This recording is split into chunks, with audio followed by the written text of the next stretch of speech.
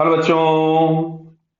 Question में लिखा है potential energy 5 joule for 1 kg particle moving in x y plane obey the law phi is equals to 3x plus 4y. X and y are in meter. The particle is at rest at x at 6,8 meters at t is equals to 0. Then work done by the conservative force on the particle from initial position to the instant when it cross the x axis. तो ध्यान से देखो, मतलब ये कुछ ऐसा दिया गया है,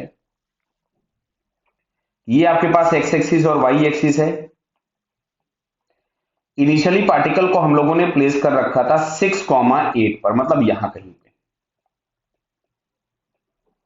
मैं तुमसे बोला है जब वो एक्स एक्सिस को क्रॉस करेगा, तो चलो अपन चेक करते हैं। सबसे पहले यहां पे हम लोग लिख सकते हैं कि एफ इज इक्वल टू जो मिलेगा, this is minus of del by del x of u i cap plus del by del y of u j cap plus del by del z of u k cap. Clear? तो अब अगर हम यहां पे values put कर दें you की, तो समझ में आ रहा है, जब हम इस फंक्शन को x के रेस्पेक्ट में केवल डिफरेंशिएट करेंगे, पार्शियल डिफरेंशिएशन, तो आपको मिलेगा केवल 3।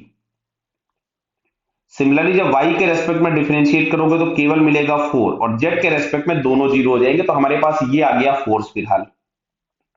क्लियर? अब ध्यान से सुनना।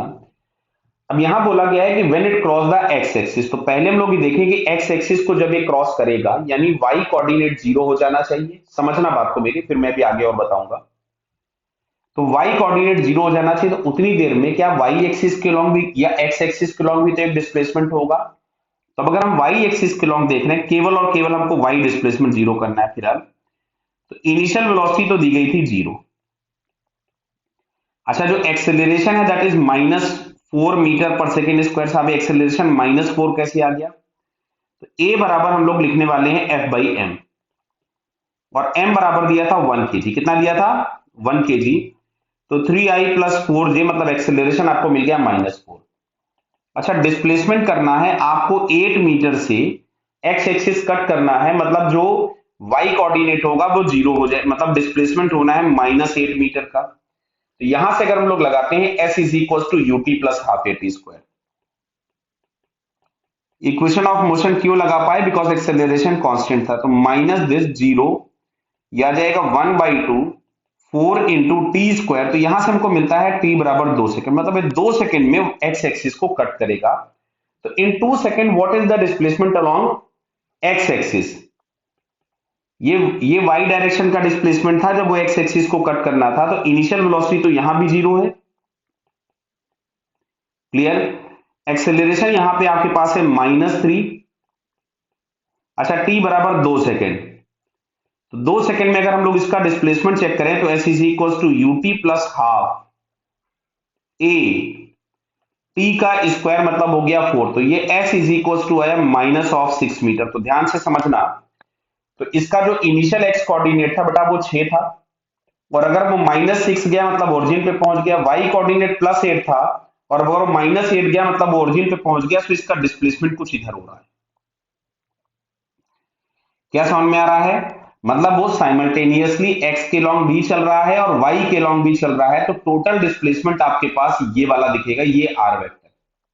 क्लियर? तो अब देखो, फोर्स हम लोगों को मिल चुका था।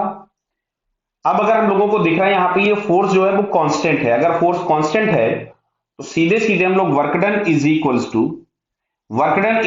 टू हम सीधे लिख सकते थे एफ डॉट डी। क्या लिख सकते थे? एफ डॉट डी बराबर है, अब देखो यहां से, तो एफ डी कॉस थीटा हम लोगों को मिल जाएगा। अब ध्यान से देखना बेटा कि जो डिस्प्लेसमेंट हो रहा है वो भी इस डायरेक्शन में है, और ये जो फोर्स है वो भी निगेटिव दिखा रहा है, मतलब दोनों के डायरेक्शन सेम हो गए, मतलब फोर्स भी इधर ही है। क्या क्लियर हो रहा है बेटा? फोर्स भी इसी लाइन के लॉन्ग लग रहा है। क्यों? अगर आप इस लाइन का स्लोप देखोगे तो 4/3 है, और ये जो आपके पास आर वेक्टर आ रहा है इसका स्लोप भी 4/3 है, मतलब दोनों के डायरेक्शन सेम हो गए। तो मैं सीधे सीधे यहां पे F into D into cos of zero लिख सकता हूं, बराबर है। तो यहां से हमारे पास मिल जाएगा एफ एक्स, मतलब मैं वैल्यूज पुट कर देता हूं। इवन रुक जाइए, आप लोग रुक जाइए, देखिए मैं यहाँ पे वैल्यूज पुट कर देता हूं। मैं इसको डॉट डॉट में मत, इसमें न लिखिए। तो मैं अगर एफ लिखूं, तो एफ की वैल्यू हम लोगों के पास आ रही थी समथिंग कितनी, 3i कैप